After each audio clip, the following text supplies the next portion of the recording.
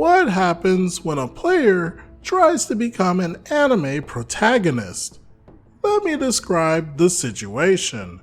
I feel we all know those kinds of players who want their D&D experience to be an anime from the deep archives of Crunchyroll. This is pretty much my experience with one.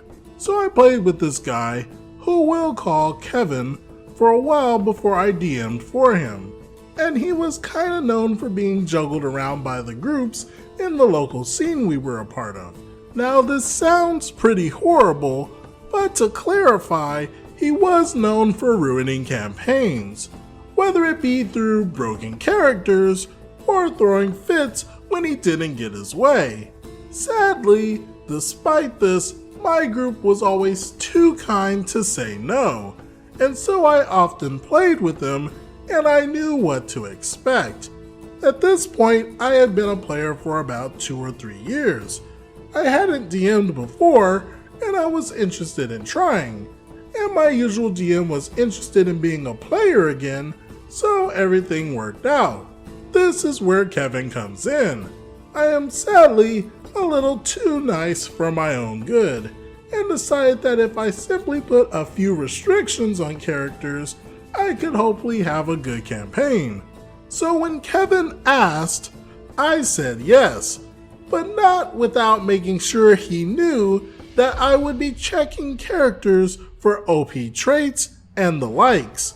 And while it seemed a little too nitpicky of me, I would be vetoing characters that seemed a little too hard to manage for a first-time DM like myself. He agreed, and I figured that was the end of it. Kevin ended up making an Oathbreaker paladin named Asmir. There was also a druid, cleric, and fighter. I approved of all the characters and was excited to start. We began the campaign and I read out the text from the book, letting the players get a grasp of what was going on and decide what to do. Eventually, the characters are all hired for the same job taken from the tavern, which is where they collide and begin to interact for the first time. They sit and eat and begin to discuss the job, where Asmir is acting odd and looking down the whole time. This falls in line with the traits of Asmir, so we think nothing of it. Eventually, a fight breaks out. A drunkard irritates the fighter and causes a ruckus. The city guards attempt to interfere, which is where Kevin asks, "Did they look into my eyes?" Confused, I counter with, "You never stated you looked up and met eyes with one, so no," and attempted to move on. The guards reprimand the fighter and fine her, which is when Kevin rolls for intimidation to attempt to get rid of the fine. He successfully intimidates 3 of the 4 guards as he states, "I look into their eyes and growl, telling them, 'Decrease the fine.'" At this point, Kevin begins rolling around 6 d8s, and when I ask why, he explains that his character has an ability. This ability seems to be more of a curse. He explains that Asmir can do 6 d8s worth of physical damage to any character that looks into his eyes. This was not included on his character sheet when we made characters and was added afterwards, without letting me know. I explained that an ability such as that is too advanced for a level 1 character, and that if he wishes to keep this curse or ability, he would need to, at the very least, lower the damage dice. He, of course, caused a big scene and threw a fit. Eventually, I threw in the towel, too mentally exhausted to deal with his temper tantrums, and compromised. The damage would be mental and could be defended with a successful wisdom save. Kevin agrees and I roll for the 3 guards, 2 of which successfully roll above 12 on Asmir's character sheet. The last one isn't so lucky. These guards weren't high level and didn't have much health, but in my mind the mental damage would not be enough to cause physical harm. Kevin Kevin rolls his dice and the roll ends up rather high, making the guard's mentality corrode and he becomes irrational.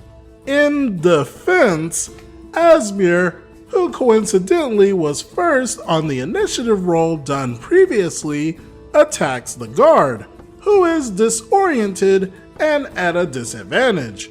He knocks off a good portion of this guard's health and causes the guard to panic and, with a nat 1 on counter, stabs himself in the throat. This, of course, kills him, and due to the bizarre context of this, the other 3 guards arrest Asmir for attacking a guard, resulting in death. Kevin throws a fit. He argued it wasn't his fault and requests to explain the situation to the head guard. Of course, this character doesn't exist in the book provided, so I completely made this character up. He argued his case, and the head guard decides he isn't innocent. Kevin gets angry and attempts to attack him, after which he is detained and sentenced to death for attacking a city guard, which resulted in death, and attempting to harm the head guard. The execution was kind of my way of neutralizing Kevin. I told him he could create a new character and be introduced later in the campaign, but his character was now unusable in this campaign. Kevin was outraged. After exchanging a few friendly words with me and the owner of the location we played at, Kevin was kicked out, and the word spread throughout the groups in the local scene. Kevin was all but welcome in any group, essentially banning him from playing with any of them. I don't know, it just seems like these kinds of players like to prey on new DMs, hoping that they can get the power fantasy that they've always dreamed of. One needs to be careful to be vigilant against these sorts of characters, otherwise you end up with Bruce. What do you all think about this situation?